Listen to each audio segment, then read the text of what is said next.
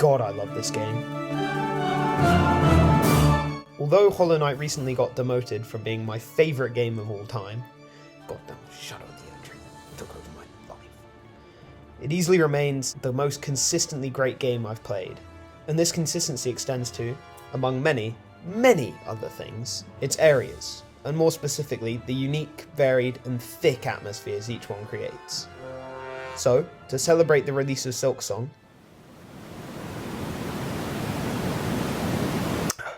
sorry, I don't know what happened there. I'm gonna analyse each one. To add a little spice to this video, I'll talk about each area, then put them on a tier list. Except, not a single one drops below a B tier, so let me just... there. That should do it. Now, on to the first area, which is the classic, the slightly forgettable, the pretty darn windy. It's Howling Cliffs. B tier. It's alright. Being the starting area, Howling Cliffs is inherently basic and, dare I say, bland. But it definitely has some redeeming factors here and there. In my opinion, the main element that gives the area a little extra oomph is the curiosity it sparks in me when I reach its edge. Much like Subnautica's Dead Zone, I can't help but wonder what could be out there. Other kingdoms, massive beasts, or just endless expanses of barren desert. Who knows? Honestly, even though it's one of the weaker areas, I still think Team Cherry have nailed its tone. The vast, empty, and dimly lit expanses, combined with the minimalist sound effects, in that all you hear 90% of the time is the titular howling wind and your own footsteps, all combined to create exactly the barren atmosphere one would expect at the derelict edge of a once great kingdom. Now, the fact that this is probably the worst area in the game just goes to show how insanely consistent it truly is. Our next area is the comfy, the cozy, the pretty darn dirty. Sorry, not funny. It's Dirtmouth. S tier. Goes hard. Now, although this is the smallest area in the game, what it lacks in size, it more than makes up for in its immensely thick atmosphere. This is especially true when you first find it. Until Dirtmouth, the game has no music or dialogue, so when you reach it, the beautiful, calming, and slightly melancholy theme song hits you like a ton of bricks. Ow.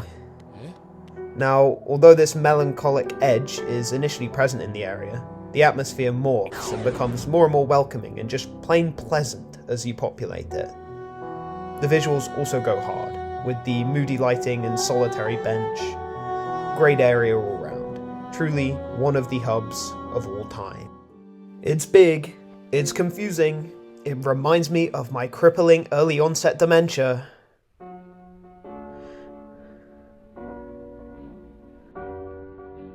Wait, where am I? It's the Forgotten Crossroads. B tier. It's pretty good. Being the real tutorial area to the game, Forgotten Crossroads has been deliberately designed to be basic and lack any real theme, but that doesn't mean the area lacks any atmosphere whatsoever. Its tone is that of an almost liminal space that's been left behind.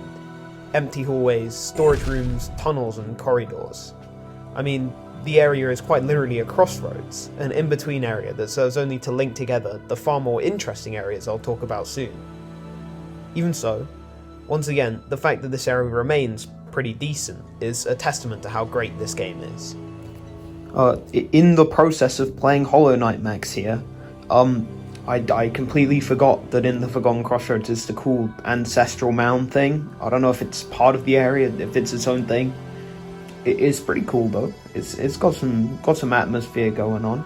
The bones and the orange embers in the air. It's cool. It's cool stuff. It's tiny, but it's cool. I don't know if it changes the tier of Forgotten Crossroads, but it's there. Up next is the green, the pathy. Yes, I'm running out of novel things to say. It's Greenpath. Perfect. Come on.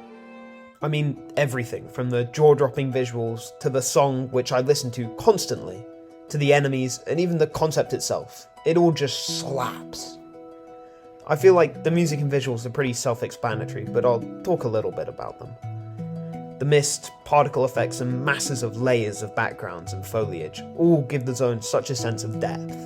It really feels vast and overgrown. The music and the enemies are just so fun and goofy. That is not the music. Anyway, it means that even though the premise, much like with many of the other areas, is pretty morbid, a once grand kingdom fallen to ruin, filled with inhabitants that have been worn down and dehumanized over the years, slowly becoming husks of their former selves, while everything they've built is slowly ruined by the endless passage of time. Sorry, got a bit carried away there. My bad. Anyway, my point is that despite being this depressing concept, the tone of the area in particular remains bright and jovial. But what this also means is the more you read into the area, the more the tone shifts back to its depressing roots. I'm also going to put this bit here, even though it's technically for Queen's Gardens, because fuck you. What puts Greenpath above Queen's Gardens, and what pushes it right up to the highest tier, isn't actually the area itself. They're both amazing, but the context and build-up surrounding it. Queen's Gardens is just there. But Greenpath is such a contrast relative to the comparatively extremely drab and bland previous three areas. I mean, the entire colour scheme just does a fucking 180. Like, it's such a surprise, even after the little taste they give you before you can actually enter. Anyway, goated area, on to the next one. Our next area is the goofy, the zany, the slightly stinky, sorry, Fungal Wastes. S tier, airy noise. Much like Greenpath, but arguably to an even greater extent, the more you think about this area, the more bleak and surprisingly dark its atmosphere gets. On a surface level, the area is probably the most playful and jolly of them all. The music is this cheeky little plicky-plocky, goofy shit. What? How did you know I know nothing about music? Was it really that obvious? The enemies, for the most part, are all having a jolly old time scurrying about, and the overall aesthetic, with the warm oranges and yellows combined with the vibrant purple fungi and the green acidic mist. The whole area is just so full of life. Or is it? As I said earlier, the closer you inspect the area, the more bleak it becomes. I mean, this area is literally The Last of Us. But worse! Like, there's no plant life since every surface is covered in mushrooms, constantly consuming any dead or even living thing. Oh yeah, you know how I said most of the enemies are jolly? Well, what about the husks being slowly taken control of by mushrooms growing through them from the inside? What the fuck, Teen Cherry? Why couldn't you have just stuck with the goofy mushroom people? I mean, there's also the fucking acid mist throughout the area, which cannot be pleasant. But honestly, they did such a good job with the surface tone that playing through the area, you barely even pay attention to what's actually going on behind the scenes, and just look at the goofy mushrooms and go boing boing on the purple ones. Oh, I'm also gonna lump in Mantis Village here because A, it's small, and B, I don't have much to say about it. I just wanted to quickly mention how well designed it is. That you really get a sense of the personality of the species just by the visuals of the backgrounds. Like, the architecture is quite rudimentary and almost tribal, and there are skulls and bones everywhere, even being part of the structures themselves in places. You can really tell that the mantises... Manti? I don't know. Are violence-driven people who value strength above all, which is obviously proven when they treat you like a god once you beat their best fighters. Anyway, the way that you can so easily see all this without any dialogue or hand-holding is just insane, and probably took way more thought than you think. Probably why Silksong's taking so long. Teen Cherry, piece of garbage. I hate you. Research max note. I'm currently reading about the infection and how the mantises some of the only inhabitants to not get infected, purely because they're built different and just chose not to. Cold. Okay, before we move on, I just want to make a general point about the game, just to glaze it a little bit more. Although Greenpath and Fungal Wastes are the main offenders, you can see this layered atmosphere all across the game, where the tone of the zone, wrap-up on coming soon, will literally flip if you pay enough attention. My third favourite instance of this is in Kingdom's Edge, the lovely Winter Wonderland area, covered in snow. Wait a minute. how can it be snowing if the area is underground? Well, isn't it obvious? The snow is actually flakes of decaying corpse of the Pale King's original form. Now, isn't that just pleasant? Now, since I'm a Dark Souls fan, let me make a quick comparison to the GOAT, Dark Souls 1, which is the complete opposite to this. On the surface, the world of Dark Souls seems bleak, unforgiving, and completely devoid of any joy. But the closer you look, the less this seems to be the case. The NPCs, although they mostly end up dying, are all really charismatic and jolly, especially considering their circumstances. Some of the enemies are goofy as shit, and one literally busts a move for you. And the game's packed with fun little quirks that help to lighten it up. Oh, wait a minute, this is a Hollow Knight video. Stay on track, you imbecile.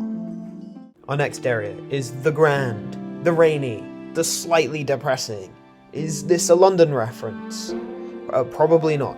It's the City of Tears.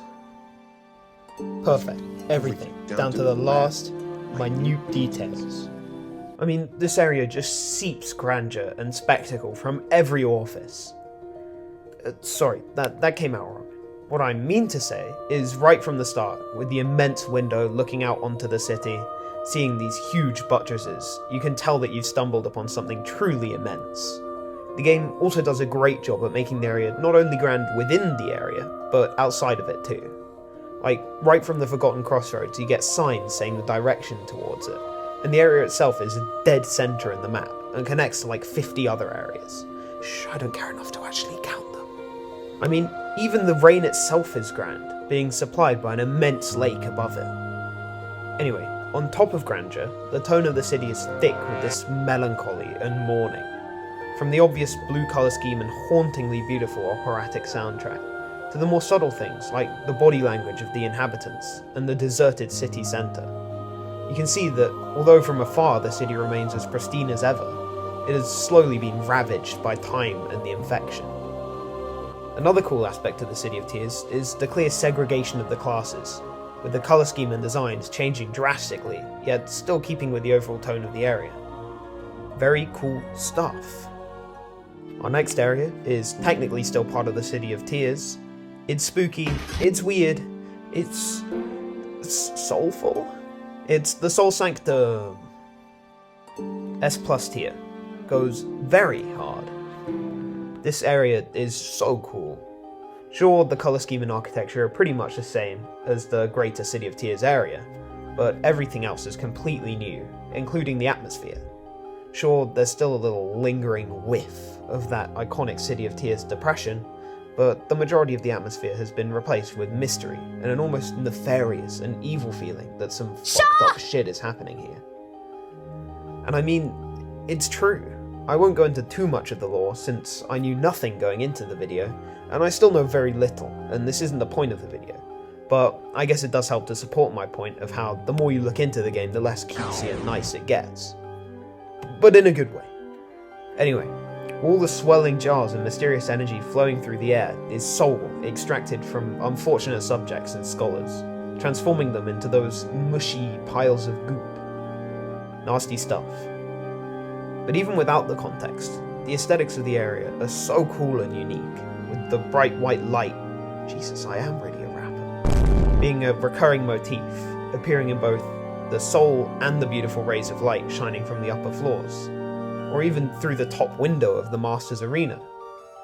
Just another beautiful area overall. And somehow, this complex and layered tone of beauty mixed with sheer evil is portrayed pretty much perfectly through its organ score, which I cannot even begin to explain how much I love. Insane stuff all round. Our next area shouldn't really count at all, but it's my video, so fuck you. It sure is wet. It's pretty darn blue. It's the Blue Lake. A tier, I guess. I mean, literally the only thing to analyse here is the aesthetics, unless the echoey splashes contribute to the area's atmosphere. Okay, fine. Let me quickly analyse fucking echoes. Goddamn, those silks on going insane. Teach. Pick up the pace. One of the only things this area does do, and what it completely nails, Nails? Not funny, okay. Is creating a sense of scale, and the echoes really do assist with this, helping to give the area a depth to match its width, and really demonstrate the immense volume of the lake, and helping to justify how it can make a whole-ass city rain for who knows how long. The aesthetics here are also just beautiful. I love how this lovely turquoise is only present here, and the lighting with those gorgeous god rays coming down from above. Like, this area is one of the few, who am I kidding, one of the many places I like to just stand still in and take a minute to appreciate.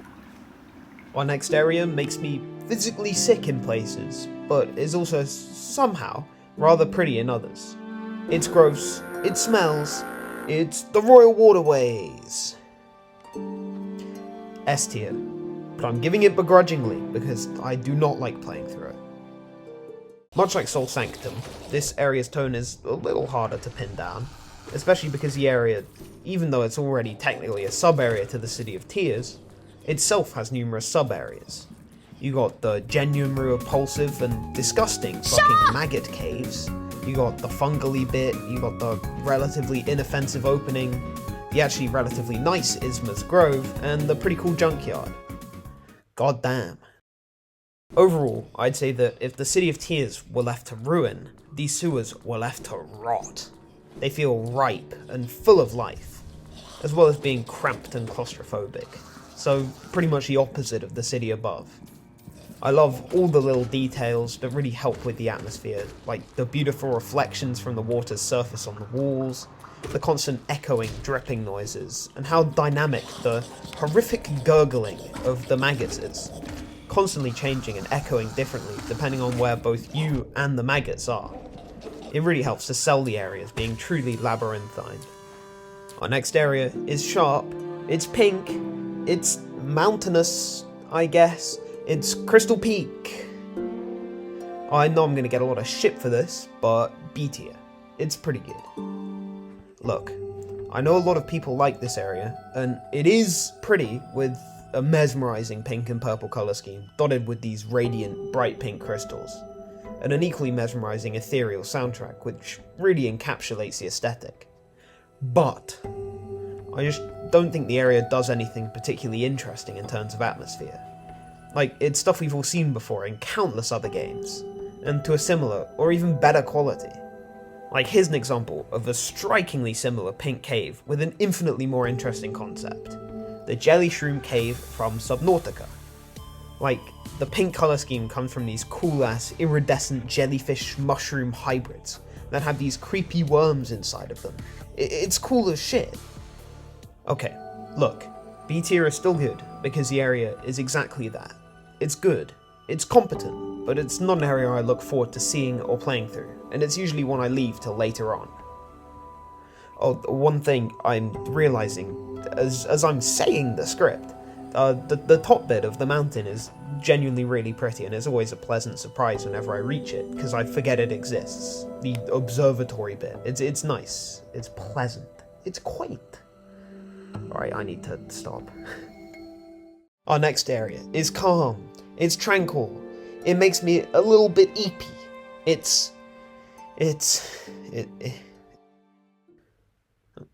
Huh? What?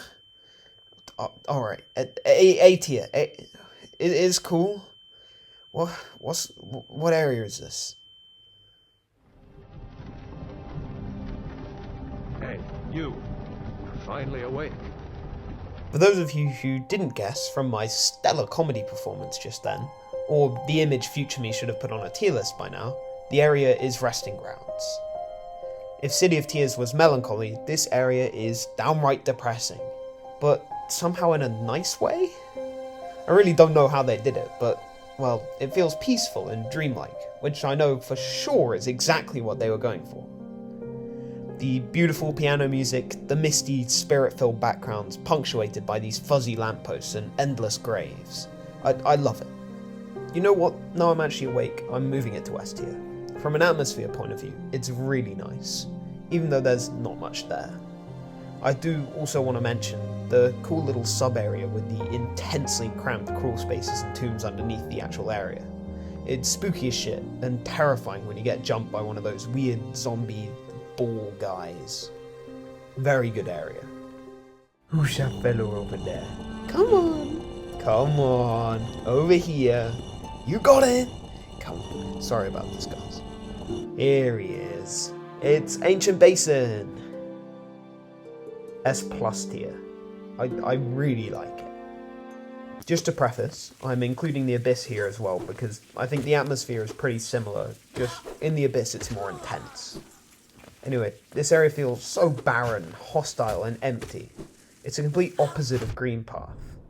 I love everything from the practically grayscale colour scheme, really helping to further the completely lifeless tone, to the echoing scuttles of some of the area's only inhabitants. Also, shout out to what I think might be some of the coolest hazards in the game. These grotesque pits full of moving, spiky insect amalgamations. Even the noise they make puts me on edge. Granted, they also appear in Deepnest, but they're cool here too, so let it be, god damn it. A couple other things I especially love are the huge room you enter White Palace from. You just can't help but imagine how grand it would have been right before you get to actually see it for yourself. Also, the descent into the Abyss, as well as the Abyss itself, are just so well done. It just feels so mysterious and alien. Really cool stuff. Playing Hollow Knight Max here. Side note, I realise now that Ancient Basin has both of the top 2 best pits, because the Abyssal Tentacle pits go crazy. Side note over. Our next area is a real winter wonderland. It's pretty, it's white, it makes me want to edge. Cut that. It's Kingdom's Edge. Perfect. Shit goes crazy. This area is such a huge contrast and surprise, no matter where you enter it from. From the city, it's a breath of fresh air. From the Waterways, it's an even deeper breath of fresh air. And from the Basin, it's such a blast of vibrancy and life. I mean, you're instantly shown the immense scale and verticality of the area, and the awesome music can't help but spark your curiosity. The aesthetics are just so cool, with the huge contrast between the almost luminescent whites of the snow, yes, I'm still calling it that, and branches, versus the almost jet black silhouettes and shells in the background. Once again, I don't know how they've done it, but the 2 near grayscale areas, the Basin and this, are somehow almost complete opposites. How? Anyway, everything about this area's design is cool as shit, but I especially love the idea that the Colosseum is sitting at the top and just chucking bodies down the chasm. It's such a cool idea, and leads to some awesome imagery, and the Colosseum itself is fucking amazing, being constructed out of this massive shell chained to the roof of the area. The aesthetic within is also awesome, with a far warmer palette than the greater area, which would be immensely comforting if it weren't for the gladiator bugs trying to brutally murder you. I also love the little detail of the leader just being fucking dead. Anyway, it's just perfect, and the actual cause of the snow just makes it even more unique. Next up is the sticky, the yellow, the B. It's the Hive. B tier. It's alright. I mean, there's very little to say for this one. It's a beehive. It's very competent at being a beehive, but that's about it. There's nothing special to it. Oh, there is one thing. There's a beautiful contrast between the dark and bleak exterior of the hive and the dazzlingly bright and colourful interior. Like, you can actually see the vibrant glow of the interior from Kingdom's Edge. It gives it such a cozy feeling. It's still just a beehive though. Up next is the terrifying, the area no one wants to go to. It's Deepnest. I hate saying this, but perfect. It just is, man. Hey, I got a good one. What's the first thing to do when you get to Deepnest? Leave! No, but you can't leave. To enter, you have to fall down a fucking chasm. Anyway, the reason I put this area in the perfect tier isn't because I enjoy playing through it. In fact, it's the complete opposite. The area is designed to be confusing, oppressive, and claustrophobic to a sickening extent, And that's exactly what it is. Literally, to the point where getting to a deserted village full of evil cultists who want to kill you is a huge relief. The area is a huge departure from the rest of the map. Many of the other areas are dark, but this is dark. The foreground and background are full of webs and spiders crawling everywhere and covering your view. The enemies are creepy as shit, and the sound effects are like the whole area is set inside one of those insect pits in ancient Basin. And honestly, it's not far off. But I feel like I've said this a million times now. It's in a good way, I swear. To really appreciate the serene beauty of Greenpath, Blue Lake and Queen's Gardens, you need to have been stuck in the shitty depths of Deepnest. A couple other cool details are the awesome bioluminescent foliage providing some of the only light, and the cool deserted tram, which is so spooky, full of dead shells of its travellers. It's so good. I could talk for hours, but this script is already too long, and future me is going to want to kill present me, so I should move on. Our next area is bulbous, it's foggy, it's pretty darn irrelevant. It's Fog Canyon. S tier. It's beautiful, come on.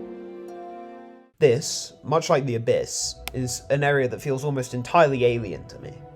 Despite this, its atmosphere remains calm and relatively comforting.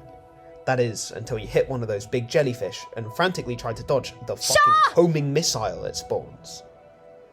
I love everything, from its subtle pink haze to the equally subtle soundtrack. Also, the slightly muffled sound effects really help to sell the idea of the literal atmosphere being thicker than the other areas. There's not much to say, since there's not much to it. I mean, the Teacher's Archives is there, but it's just a normal, albeit competent lab setting. Still good though. Our next area is Greenpath. But it's not, it's different, I swear. It's Queen's Gardens! S+ tier. It's just slightly worse than Greenpath. I mean, if you copy perfection, you'll probably end up with something close to perfection. And that's exactly what Queen's Gardens is. Sure, it's a pretty forgettable area, but its atmosphere is similar and almost as good as its Pathy counterpart. As well as the obvious similarities, there are some key differences between the two. This area feels less bleak, with the Mantis occupants not being affected by the infection, and there overall seems to be more life to it. Also, the architecture feels more elegant and well preserved, and the plants less chaotic and sporadic, and more organised. Funny that, almost like it's a garden. Overall, despite being similar to Greenpath, I think Queen's Gardens definitely does more than enough to separate itself, and has its own really strong atmosphere. Next up, it's pristine, it's white, it fucking pisses me off, it's the White Palace. Perfect. It may piss me off, but I'll be damned if I don't love it. I mean, where do I even start?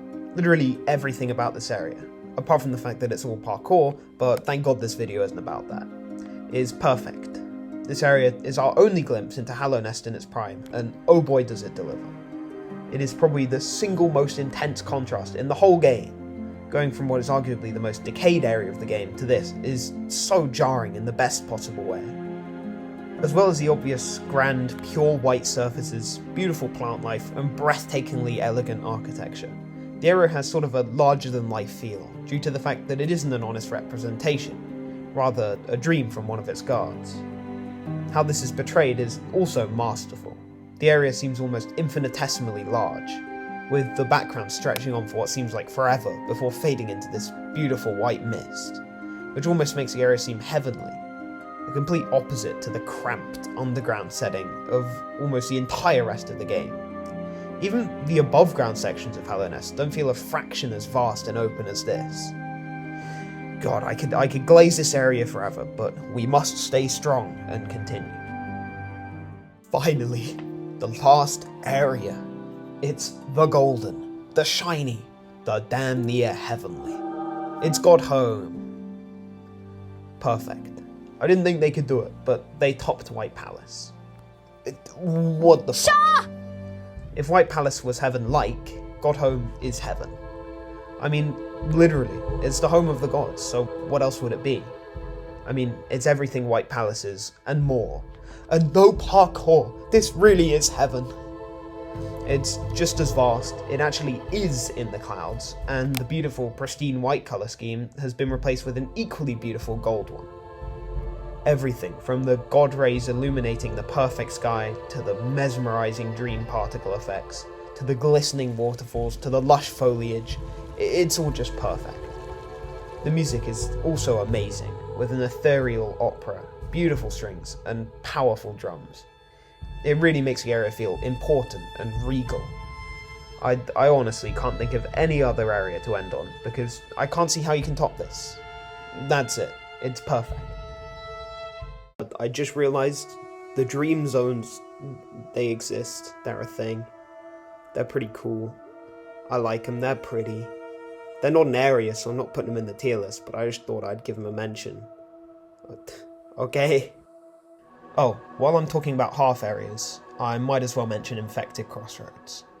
I mean, much like the Dream Realm, it's pretty cool. There's just not much to say.